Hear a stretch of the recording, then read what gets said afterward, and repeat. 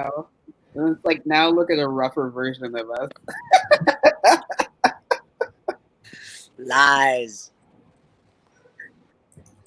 Hello, everybody. It is Monday, July 27th. I'm David Gordon from TheaterMania. I am here with T.L. Thompson, Azure D. Osborne-Lee, and Kirya Traber to discuss While We Breathe, a night of creative protest on Wednesday evening at 9 p.m. Eastern, premiering on YouTube, Facebook, and WhileWeBreathe.com. It's a benefit for the NAACP Legal Defense Fund and the Bail Project and a bunch of other great organizations. And I'm excited to talk about what you all have in store. Hi, thank you for being here. Thank you. Yeah, thanks for having us. Of course. So I guess you would, being part of this project, would be able to describe it far better than I can. So can you can you describe what this will be on Wednesday night that people are going to be watching? Is that me? Yeah, sure. You're the yeah, so essentially it's going to be a program of shorts. So some of them may have been written for theater or be considered theater, and some of them may be film, but it's a collaboration of all these really amazing artists who came together to basically work on this event and this benefit. How did you all come to get involved? Azure. So I got an email out of the blue one day that was like, "Hey, you want to do this thing?" Meaning While We Breathe. Like, so actually it said playwright submission, whatever, While We Breathe. And so I was trying to figure out what it was going to be. I said, yes, I'm interested. Essentially, they asked me to write a new piece. And I really like working with people I've worked with before. I have a lot of artistic collaborators. So, after I figured out that I was going to be doing this and wrote the piece, my first stop was to start reaching out to people, including Kirya, who's directed a lot of my pieces before, and TL and a bunch of other folks, Kevin R. Free, Lori Parquet, Alfie Fuller, basically just like, hey guys, you want to do this thing? Just a awesome group of people. Yeah, basically. Yeah. Yeah. Well, anytime Azure asked me to do anything, I tried to say yes. So, and it worked out. Pandemic times. Yeah. I was at home. I was available. Yeah. Well, that's what I was going to say, is that's the secret of Azure and my collaboration, is that I don't direct really generally, but when Azure asks, I do. So I mean, I'm really grateful that the producers reached out to Azure and their unique voice in this evening of creative protest. And so, Azure always brings a little bit of something different, special, a little different cadence, characterizations, etc. to the work. And then they messaged me on Facebook and are like, what would you think about directing something that might be a film? And it was definitely an experimentation, because that's what this moment is all about, medium wise. We're used to being in a room together, or even over Zoom. So far we've done a Zoom reading. This was different. This had a different level of, really thinking about capturing the film aspects the best that we can via Zoom. So yeah, I feel like we're living in a time where you can really just throw stuff against the wall and see what sticks in terms of creating your own medium for something like this. So part of the reason why I'm really looking forward to seeing what you all cooked up. Yeah, I mean, I feel really grateful that everything has worked out the way it has, and Prodigal has been really supportive, but I was also really nervous because essentially they were just like, oh yeah, write something new, and I'm like, okay, well, hopefully it's good. And did they give you a theme to write about, or did you just tell you write something for them? The theme, I mean, it's an evening of, that's my cat. I see. I love it. Yeah. So it's an evening of creative protest, and we've really been thinking about the Black Lives Matter movement, and the violence challenges that Black people have experienced, like always, since we got dragged over here. So I kind of took that as a theme, like what can I write that's in that vein? And I kind of just took my first idea and ran with it. And that's how I ended up with Sundown Support. Can you talk a little bit about what it's about, or do you not want to give that away? Because that's fine too. I don't want to pressure you into talking about it if you want. No, it's fine. So the premise is that Sundown Support is a support group for survivors of racial terror. And so, it's interesting because this has been a little morphy piece of art because I was like, I'm writing theater. And then I was like, well, it's via Zoom, so let's make it via Zoom. And then it turned into a film. How did it turn into a film, Kirya? Well, that's Prodigal, right? That's the production team. That's their. Yeah. Well, I think they do other things than because the main producers, Arvind, also has done some Broadway stuff. But a lot of the team is film people, and they brought that expertise. And this was, I have more experience in film as an actor than as a director at all. And then in this moment, it's about remote filming, right? So it's getting people's phones set up and teaching them to film themselves. Sounds like someone's walking across the keyboard. Is that what's happening? I don't hear, not on my keyboard. Oh, no? Okay. Yeah. Something crunchy happening on my end. I definitely hear a crunchy thing happening. Yeah, it might be T outside. Hang on, T, I'm going to try to mute you for 1 second to see. Oh, maybe it was. Yeah, maybe it was. All right. So, T, don't worry. We'll come back to you in a moment. Yeah, so the film experience. I mean, for, 3 out of the 4 actors, it was pretty smooth. And then there was one where it was like phenomenal technical difficulties that seemed almost spiritual in terms of the way they got in the way. But then ultimately we made it through.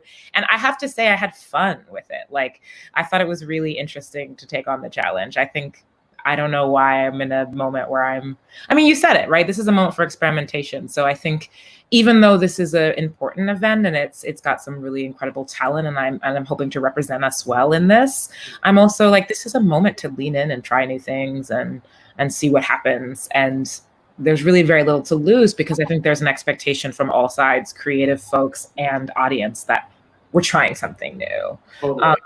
So, yeah. Yeah. TL, I'm going to unmute you because I want to talk to you about... Oh, TL chose to mute. Hang on. I'm unmuting you, TL, but you need to unmute yourself too, I think. That's what the warning is. That's what it's telling me. All right, great. Hi. All right, is that better? Yeah, it's better. I want to talk to you about the acting challenges of doing something on Zoom. Sorry about the back. No, it's okay.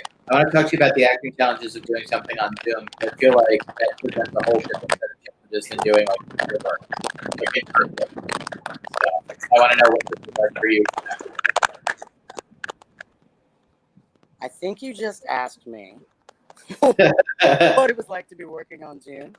Yeah, as a performer. I'm kind of mad about it. Yeah, as a performer, it's a totally weird world to be in the land of Zoom. It's a cross between theater and film, so it's kind of cool. I feel like I'm learning a new skill, and then also doing a lot of Zoom readings. It's sort of like you learn Zoom choreography. Yeah. Like you're in and you're out of the scene. So it's like, it's weird to not be in the room with folks, but it's also kind of exciting to explore what this new reality in theater means. Yeah. What is it like, Azure? Did you write this play specifically for Zoom, so to speak, or did you write this as like an in-person thing in your head that was able to translate? You know what I mean? Yeah, so I actually, my first step was in envisioning everybody in the room together. And then I was like, well, but it could be via Zoom because it's set here and now. And it's going to be via Zoom. So then it kind of became this like meta thing that which I feel like that's how it turned into a film where, we're just like, well, why pretend to be doing something other than what we're doing? Right. I mean, theater people love to pretend that we're doing something.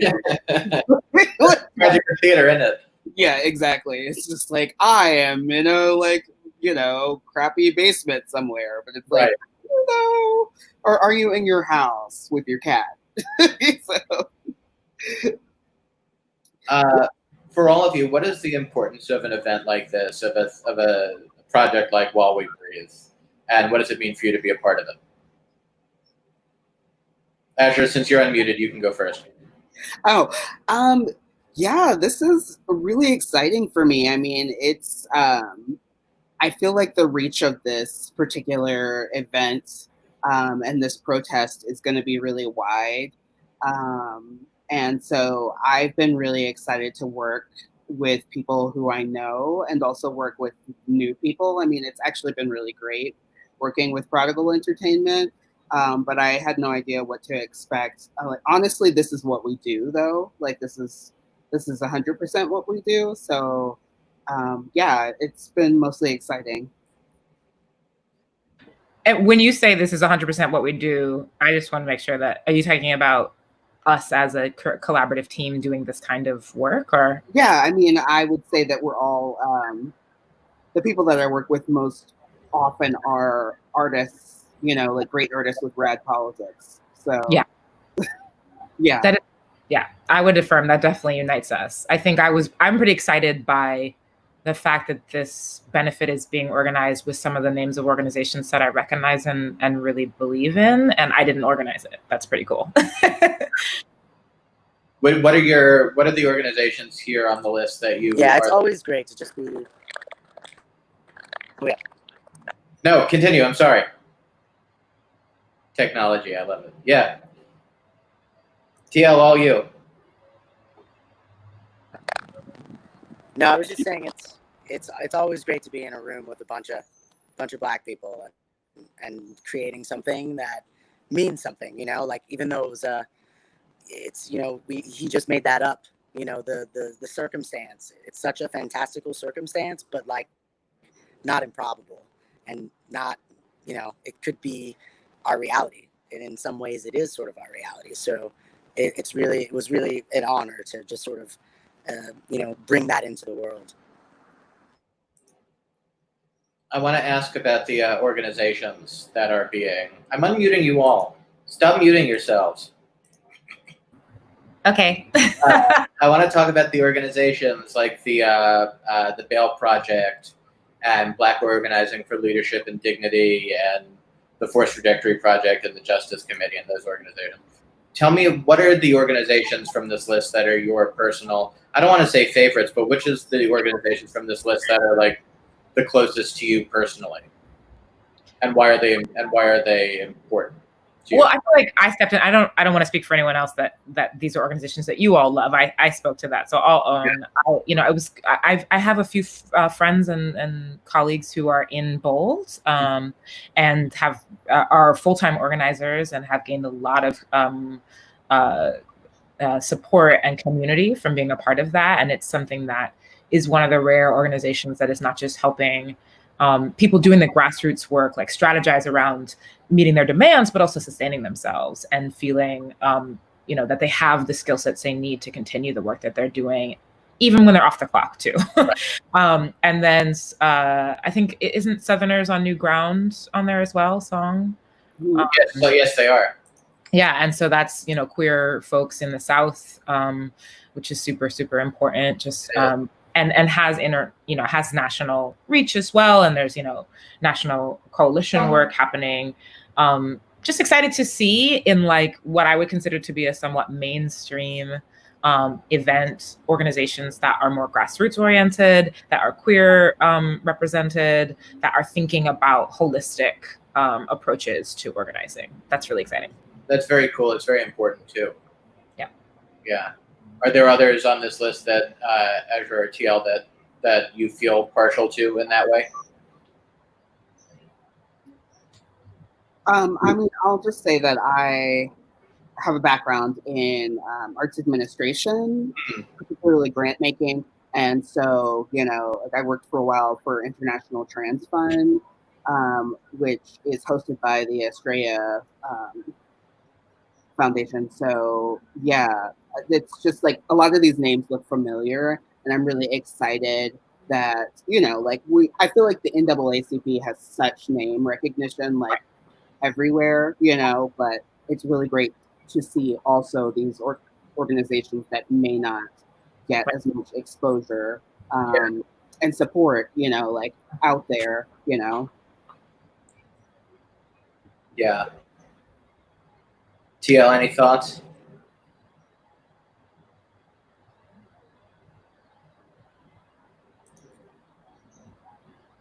I think they might have a little bit of a delay. Yeah.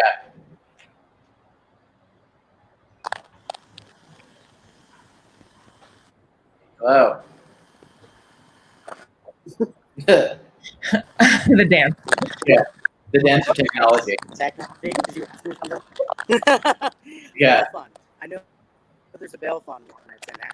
I'm a firm believer in that, helping folks out that can't, you know, that they have the right to protest and they're out there peacefully doing it. And if they get arrested, that's where I've been spending a lot of my money lately, is helping people get out of that situation. So firmly always in support of that. Yeah. Thank you all for coming on. Thank you for talking to me. The project is so cool. We got a yes for you. Yes. The project is called While We Breathe. I'm throwing the website up here. Right. On Wednesday night, July 29th at 9 p.m. Eastern, 6 p.m. Pacific. You can watch it there and see the cool collaboration that this wonderful trio. Yeah, and in case it didn't come across, you know, we may be real political, but it's going to be beautiful artistry as well. So come for the politics, stay for the performances. Yeah. It's going to be awesome. It's going to be really cool and really important to watch, and I think everybody out there watching should watch it with us. Bye, everybody. Thank you so much for your time. I really appreciate the conversation. Thank you. Take care. Bye. Bye.